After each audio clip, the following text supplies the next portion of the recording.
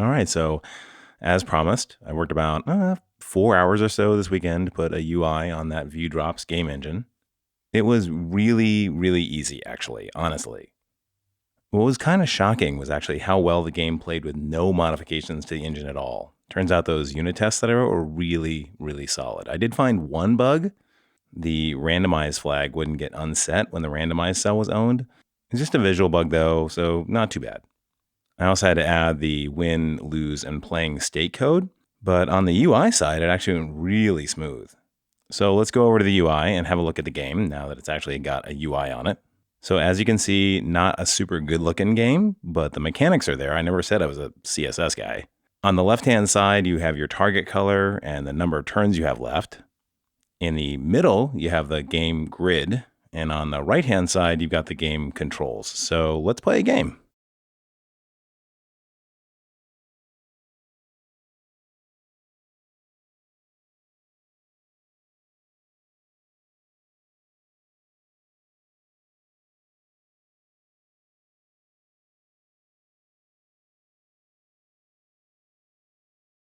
So I won, which is honestly not that hard at this level.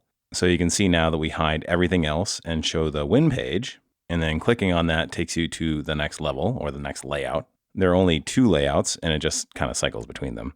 This time I'll lose. And then clicking that button takes me back to the same level with just a new randomized set of cells. So that's it, really. That's it for the game. As I mentioned before, I made this game a little bit more colorblind friendly by having bigger icons and a lot more contrast so that they pop out more.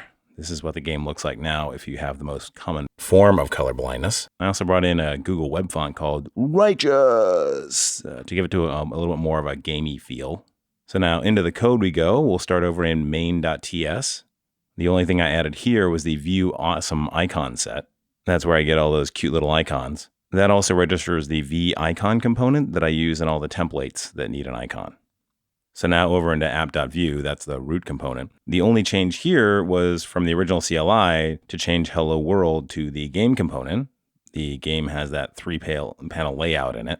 As you can see from the style, I'm using SCSS, and that's because I brought in Sass so I could have the color values in a single spot because I need to use them in 3 different components. So let's drill into game. Its layout is pretty simple. There are 3 divs in the container. That's the left, center, and right. The left has the game objective component in it, and that's only if you haven't won or lost yet. In the center is either the grid of cells or the game status, depending on whether you've won or lost. And then on the right is the game's control panel.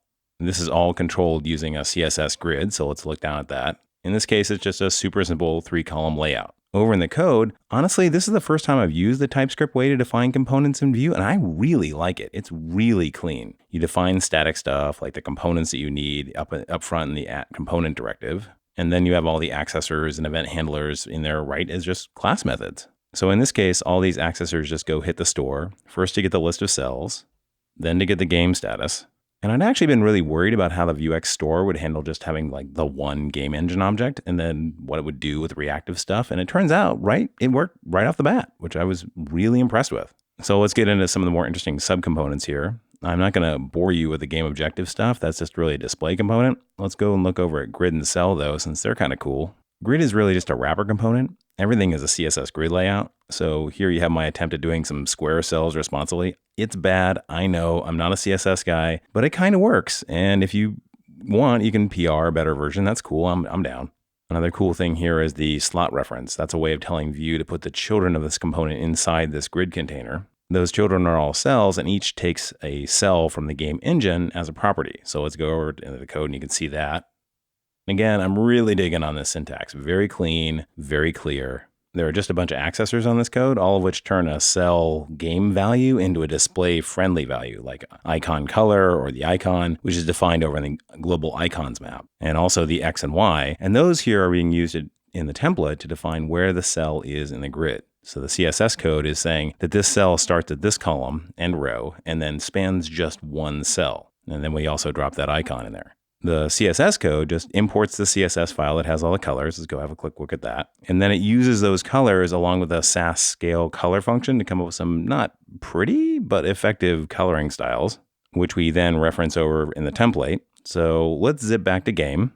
Now, the last column has the game's controls, so let's look at that. It's pretty simple. We just bring in button, and then we have a layout of 6 of those. And as you can see from the CSS below, it's laid out using a CSS grid with some column and row gaps. Gotta say, I fell in love with CSS grids when I was redoing Ken Wheeler's drum machine, and I really haven't looked back. I don't always use CSS layout, but when I do, I use CSS grids. Okay, is there anything else interesting? Okay, button. So honestly, button is just a copy of cell that I pasted and then changed div to a button and added a click handler. And that click handler down in the code does one of the very few types of commits against the store, and that's place color. So that brings us over to the store. Wow, okay, that's short. We start off with the initial layout and the current layout index. Then there's place color, which just calls the engine. And then there's next level and retry level, each of which just create a new game instance and then either forward the layout by 1 or don't, depending on whether you've won or lost. I use the mod operator here, so we just keep going through the layouts as in the layout integer increases. Next and retry are call by buttons over in the game status component, which is on the win or lose screen. And that's really it, y'all. I'll merge the code into master, probably upload it to GitHub pages, and then move on to the next thing. That will probably be porting this over to React and using the Immer state manager on it. And there's some turmoil in the state management world over in React, and I'd like to see what the alternatives to Redux look like. So thanks for watching. Check out the code on GitHub, fork, and PR as you please. If you like this video or my channel, be sure to like and subscribe. Otherwise, I'll see you next time I have something fun to show you.